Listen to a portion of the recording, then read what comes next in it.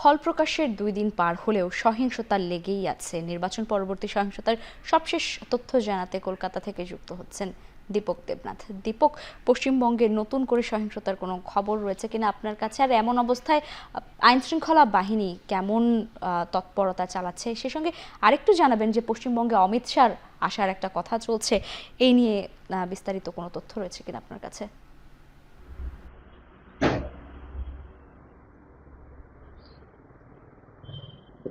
দেখুন, আমি প্রথমে বলে রাখি যে সোমবার দিন গণনা হয়েছে, সেই গণনার পর থেকে রাজ্য জুড়ে একাধিক জায়গায় কিন্তু সহিংসতা হয়েছে।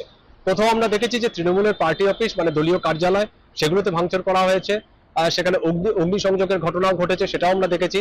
এবং তৃণমূলের যে সমস্ত নেতাকর্মী আছে, বিশেষ করে যাদের প্রার্থী যারা পরাজিত হয়েছিলেন তাদের উপরেও একটা হামলার ঘটনা হয়েছে। এমনকি যে কাউন্টিং সেন্টার অর্থাৎ গণনা কেন্দ্র সেখানে হামলা হয়েছে। এবং এটা গত সোমবারের পর থেকে, সন্ধ্যের পর থেকে রাত পর্যন্ত এবং মঙ্গলবারও দেখেছি। যদিও আজকে সকালবেলা থেকে কিন্তু নতুন কোনো সহিংসতার কোনো খবর পাওয়া যায়নি, কারণ আপনি জানেন যে পুলিশ প্রশাসনের তরফে ইতিমধ্যে কড়া ব্যবস্থা নেওয়া হয়েছে। নির্বাচন কমিশনের যিনি প্রধান জ্ঞানেশ কুমার, তিনি কড়া বার্তা দিয়েছেন। এমনকি তিনি রাজ্য পুলিশের যে ডিডি আছে, আমাদের রাজ্য সরকারের যিনি মুখ্য সচিব আছেন এবং প্রত্যেকটি জেলার যারা এসপি আছেন, ডিএম অর্থাৎ ডিস্ট্রিক্ট ম্যাজিস্ট্রেট, পুলিশ সুপার, তাদেরকে কড়া বার্তা দেওয়া হয়েছে যে কোনো রকম ভায়োলেন্স করা যাবে না, অর্থাৎ জিরো টলারেন্স নীতি নেওয়া হয়েছে। এবং যদি কেউ অত্যাচার করে, যদি কেউ ভায়োলেন্স করে, যদি কেউ ভাঙচুর চালায়, তাহলে সঙ্গে সঙ্গে তার বিরুদ্ধে অ্যাকশন নিতে হবে, তার বিরুদ্ধে পদক্ষেপ নিতে হবে। এবং রাজনৈতিক দল না দেখেই সে কোন রাজনৈতিক দলের সেটি দেখা হবে না। এবং এরপরে আমরা দেখলাম যে রাজ্য জুড়ে মানে যে সমস্ত জেলাগুলি আছে তাদের পুলিশ সুপাররা মাঠে নেমেছেন, তাদের ডিএমরা কড়া বার্তা দিয়েছেন। এমনকি কলকাতা পুলিশের তরফ থেকেও কিছুক্ষণ আগে একটা সংবাদ সম্মেলন করা হয়, সেখানে সিপি অর্থাৎ পুলিশ কমিশনার অজয় নন্দ তিনি যেটি পরিষ্কার বলে দিয়েছেন যে কোনো রকম হিংসা আমরা বরদাস্ত করব না এবং সকলকে শান্তি রাখার একটা বার্তা দিয়েছেন। প্রত্যেকটি রাজনৈতিক দলের কর্মীদের কাছে বার্তা দিয়েছেন যে সকলে যাতে শান্তিতে বজায় রাখেন। একটা নির্বাচন হয়েছে, যেটা হয়েছে, কিন্তু নতুন করে যদি কোনো সহিংসতা, যদি কোনো ঘটনা ঘটে, তাহলে কিন্তু পুলিশ হাত গুটিয়ে বসে থাকবে না। যারা অপরাধী, যারা দুষ্কৃতী, তাদের বিরুদ্ধে কিন্তু কড়া অ্যাকশন না হবে, তাদের কিন্তু রেয়াত করা হবে না।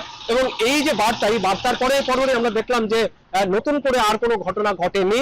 এবং শুধু তাই নয়, পলিটিক্যাল পার্টির যারা নেতৃত্ব তারাও কিন্তু বার্তা দিয়েছেন। কিছুক্ষণ আগে শুভেন্দু অধিকারী, আপনি জানেন যে এই নির্বাচনে দুটি আসন থেকে জয়ী হয়েছেন, একটি নন্দীগ্রাম, একটি ভবানীপুর। এবং ভবানীপুর থেকে আসনে জয়ী হয়ে সোমবারে জয়ী হয়েছেন এবং আজকে তিনি তার নন্দীগ্রাম, তার যে ভিটে, জন্মভিটে, সেখানে তিনি পৌঁছেছেন। সেখানে গিয়ে তিনি বার্তা দিয়েছেন দলীয় কর্মীদের যে আপনারা শান্তি বজায় রাখুন, শান্তি শৃঙ্খলা বজায় রাখুন। শুধু তাই নয়, আগামী 2 দিন অর্থাৎ 9 তারিখ পুলিশের অনুমতি নিয়ে, সরকার যদি গঠন হয় তাহলে পুলিশের অনুমতি নিয়ে তারপরে আপনারা বিজয় মিছিল করবেন। এই 2 দিন কোনো বিজয় মিছিল করবেন না, কোনো রকম হিংসায় পাড়া দেবেন না, কোনো রকম হিংসাকে বরদাস্ত করবেন না। শুভেন্দু অধিকারী নিজেই বলেছেন। পাশাপাশি তিনি এটিও বলেছেন যে তার যে সরকার আসছে, আগামী 9 তারিখ শপথ নেওয়ার কথা এখনো পর্যন্ত ঠিক আছে, যদি সরকারিভাবে কোনো ঘোষণা দেওয়া হয়নি, কিন্তু সরকার করার পর তাদের যে সংকল্পপত্র, যে প্রতিশ্রুতি তারা দিয়েছিল, সেই প্রতিশ্রুতি কিন্তু তারা বদ্ধপরিকর সেই প্রতিশ্রুতি পূরণে। এবং আপনি যেটা বলছিলেন যে অমিত শাহ আসছেন কিনা, অমিত শাহ এখনো পর্যন্ত যেটি খবর যে অমিত শাহ আসছেন, আজকে সন্ধ্যেবেলায় তিনি কলকাতা প্রবেশ করতে পারেন, এরকমটাই খবর। তবে আজকে বিকেল বেলায় এই যে বিজয়ীর যে সমস্ত বিধায়করা আছে, অর্থাৎ বিজেপির যে জয়ী বিধায়করা আছে, তাদের দিয়ে একটা সল্ট লেকে, কলকাতার যে সল্ট লেক, সেই সল্ট লেকে একটি গুরুত্বপূর্ণ বৈঠক হওয়ার কথা ছিল। সেখানে বিজেপির যে পরিষদীয় দল, সেই দলের নেতা নির্বাচিত করার ছিল, মুখ্যমন্ত্রী কি হবেন তার একটা চূড়ান্ত সিদ্ধান্ত নেওয়ার কথা ছিল। কিন্তু সেই বৈঠকটি আজকে হচ্ছে না। কিছুক্ষণ আগে আমরা জানতে পারলাম যে সেই বৈঠকটি আজকে স্থগিত করা হয়েছে। আগামীকাল বৃহস্পতিবার, আগামীকাল সেই বৈঠকটি করা হবে এবং সেটি অমিত শাহর উপস্থিতিতেই করা হবে, এরকমটাই খবর পেয়েছি। আপনি জানেন যে যেহেতু নন্দীগ্রামে শুভেন্দু অধিকারী চলে গেছেন, শুভেন্দু অধিকারী এই মুহূর্তে কলকাতায় নেই এবং যে সমস্ত জয়ী বিধায়করা আছে তারা বিভিন্ন জেলায় ছড়িয়ে ছিটিয়ে রয়েছেন, তাদেরকেও কলকাতা আসার কথা। সুতরাং তাদেরকেও নির্দেশ দেওয়া হয়েছে তারা যাতে দ্রুত কলকাতায় পৌঁছে যান। যদিও একটা সময় সাপেক্ষ ব্যাপার, সেই জন্য তারাও এখনো পর্যন্ত কলকাতায় এসে পৌঁছাচ্ছেন না। এবং ইতিমধ্যে অমিত শাহ আসার কথা ছিল, তিনিও এসে পৌঁছননি। স্বভাবতই আজকের যে বৈঠকটা সেটিকে স্থগিত রাখা হয়েছে। এই বৈঠকটি আগামীকাল হবে।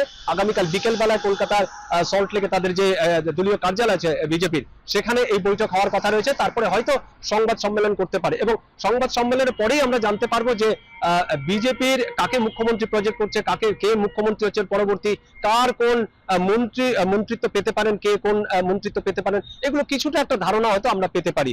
এবং শুধু তাই নয়, 9 তারিখ যেটি আমরা মনে করছি যে 9 তারিখ বিজেপির যে নতুন সরকার, সেই নতুন সরকার শপথ নেবে, সেটি কোথায় শপথ নেবে আপাতত ভাবে আমরা যেটা জানতে পারছি সেটি কলকাতার যে ব্রিগেড প্যারেড গ্রাউন্ড আছে, যেটা ঐতিহাসিক ব্রিগেড প্যারেড গ্রাউন্ড আছে, অত্যন্ত একটি বড় মাঠ, খোলামেলা জায়গা, সেখানে আপাতত স্থির হবে এই অনুষ্ঠান হবে বলে।